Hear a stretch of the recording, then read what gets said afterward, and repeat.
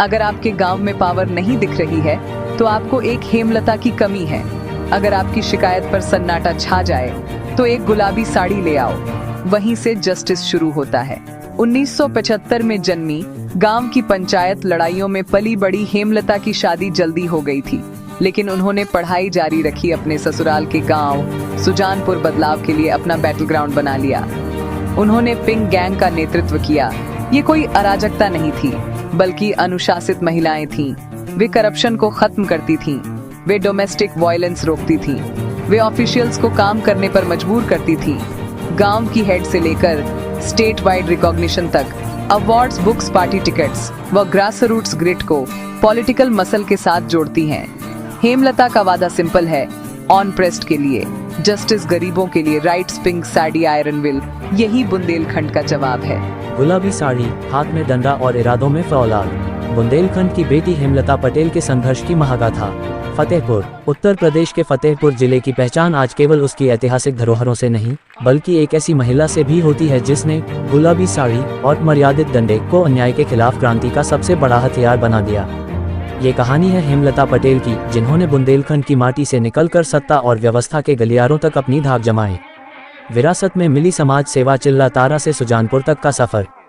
हेमलता पटेल का जन्म 25 सितंबर 1975 को बांदा जिले के चिल्लातारा गांव में हुआ, जो फतेहपुर की सीमा से सटा हुआ है। समाज सेवा उनके खून में थी। उनके पिता दयाराम वैद्य लगातार 3 पंचवर्षीय तक चिल्ला गांव के प्रधान रहे। बचपन में जब अन्य बच्चे खेल कूद में व्यस्त रहते थे, तब हेमलता अपने पिता के पास बैठकर ग्रामीणों को न्याय मिलते और अधिकारों के लिए लड़ते हुए देख रही थीं। यही वह पाठशाला थी जहां उन्होंने नेतृत्व का पहला पाठ सीखा। 16 वर्ष की आयु में विवाह और शिक्षा का संकल्प। उस दौर के सामाजिक रिवाजों के चलते महज 16 वर्ष की अल्पायु में हेमलता का विवाह फतेहपुर के बहुआ ब्लॉक के सुजानपुर गांव में हो गया। शादी के बाद अक्सर महिलाओं के सपने चौखट के भीतर दम तोड़ देते हैं, लेकिन हेमलता ने अपनी ससुराल में न केवल अपनी पढ़ाई जारी रखी, बल्कि उच्च शिक्षा प्राप्त कर खुद को और अधिक सशक्त बनाया। यही सुजानपुर आगे चलकर उनकी कर्मभूमि बना। गुलाबी गैंग, लोकतांत्रिक जब डंडा बना न्याय की आवाज। हेमलता ने देखा कि पुलिस और प्रशासन अक्सर महिलाओं की शिकायतों को अनसुना कर देते हैं। इसी अन्याय के खिलाफ उन्होंने गुलाबी गैंग, लोकतांत्रिक की कमान संभाली।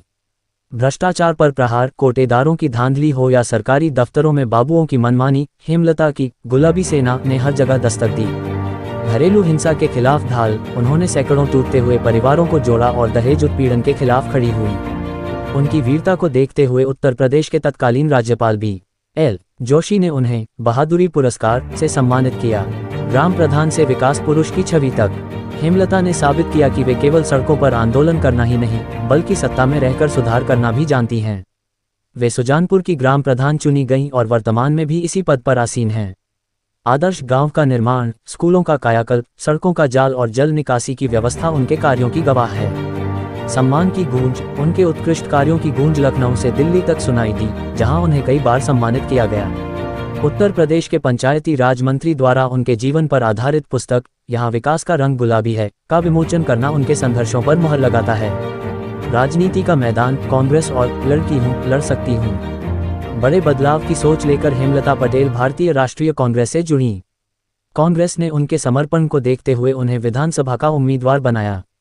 हालांकि संसाधनों और पार्टियों की चकाचौंध के बीच सीट उनके हाथ नहीं लगी, लेकिन उन्होंने जनता का जो स्नेह और अपार समर्थन प्राप्त किया, उसने उन्हें फतेहपुर का एक कद्दावर नेता बना दिया। प्रियंका गांधी के अभियान को उन्होंने गांव-गांव तक पहुंचाया। शोषितों की उम्मीद। आज हेमलता पटेल किसी परिचय की मोहताज नहीं है। एक साधारण किसान परिवार की बेटी जो 16 साल की उम्र में बहू बनकर सुजानपुर आई थी, आज पूरे प्रदेश के लिए महिला सशक्तिकरण की मिसाल है। गुलाबी गैंग के डंडे से लेकर कांग्रेस के तिरंगे तक, उनका सफर केवल एक ही संकल्प पर टिका है, शोषित को न्याय और गरीब को अधिकार।